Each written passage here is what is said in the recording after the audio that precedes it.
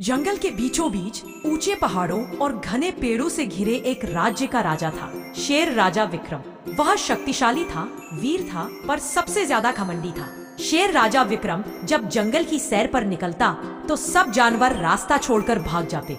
वह जोर से दहाड़ता, यह जंगल मेरा है, मैं ही यहाँ का भगवान हूँ। वह अपने सेवकों हाथी रामू, तोता मिट्ठू और गधे डंकी को भी तुच्छ समझता। अगर किसी से जरा सी गलती हो जाती तो वह गुस्से में आग बबूला हो जाता।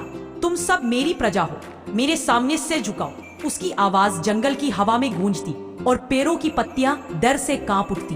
पर यह घमंड उसके अंत की शुरुआत था। एक दिन शेर राजा ने पूरे जंगल की सभा बुलाई। वह ऊंचे पत्थर पर बैठा और गरज कर बोला, अब से हर जानवर मुझे रोज एक भेंट देगा, जो ना देगा उसे मैं खा जाऊंगा। जानवरों में डर फैल गया। हिरन, बंदर, खरगोश, मोर सबने सिर झुका लिया।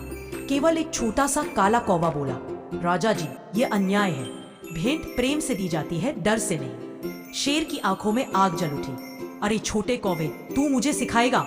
उड़ जा कहीं और, वरना अभी तुझे पाड़ दूंगा। कौवा चुपचाप उड़ गया, लेकिन जाते जाते बोला, राजा विक्रम, घमंड हमेशा गिराता है, याद रखना। एक रात तेज बारिश हुई, आसमान बिजली से चमक उठा। शेर राजा अपने गुफा में सोया था।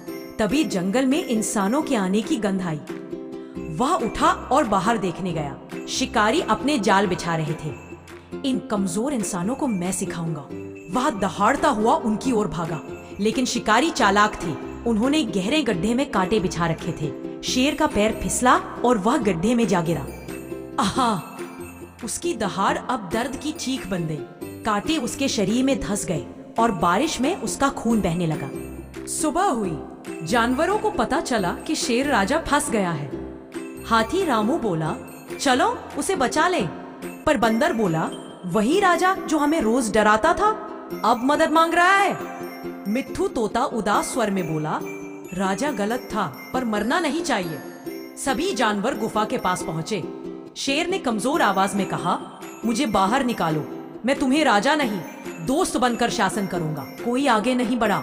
केवल वही काला कौवा धीरे से उड़कर उसके पास आया। कौवे ने कहा, राजा विक्रम, तुमने मुझे अपमानित किया था, अब मुझे बताओ मैं तुम्हारी क्यों मदद करूं? शेर ने आंसू भरी आंखों से कहा, मैंने घमंड में तुम्हें छोटा समझा, आज समझा ताकत नहीं, नम्रता सबसे बड़ी शक्ति है। कौवे ने अपने पंखों से शिकारी की रस्सी काटने की कोशिश की, लेकिन वह अकेला था। उसने बाकी पक्षियों को बुलाया, चलो मित्रों, अगर आज हमने उसे मरने दिया तो हमारे दिल कभी शांत नहीं रहेंगे। दर्जनों पक्षी आए और मिलकर जाल काटने लगे। आखिरकार शेर बाहर निकला, घायल पर जिंदा। शेर राजा विक्रम अब पहले जैसा नहीं रहा। उसने सिंहासन छोड़ा और जंगल के बीच में एक बड़ा पेड़ लगाया, जिसे सब शांति का वृक्ष कहते थे। वह हर सुबह जानवरों के साथ बैठकर सलाह करता। वह बोला, अब यह जंगल किसी एक का नहीं, हम सबका है। मैं अब राजा नहीं, तुम्हारा सेवक हूँ। जानवरों की आंखों में आंसू थे।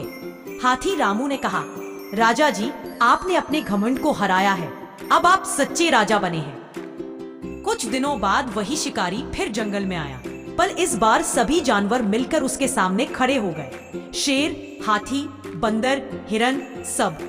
शेर ने गरज कर कहा, यह जंगल हमारी एकता का घर है, यहाँ अब कोई किसी पर राज नहीं करेगा। शिकारी डरकर भाग गया। कौवा मुस्कुराया, अब तुम सच में जंगल के रक्षक बन गए हो विक्रम। शेर विक्रम बूढ़ा हुआ, पर उसका नाम सदियों तक लिया गया। वह शेर जिसने घमंड त्याग कर प्रेम चुना। जंगल में जब भी कोई नया शावक जन्म लेता, उसकी माँ कहती, बेटा, ताकत तुम्हें राजा बनाती है, पर विनम्रता तुम्हें अमर बनाती है।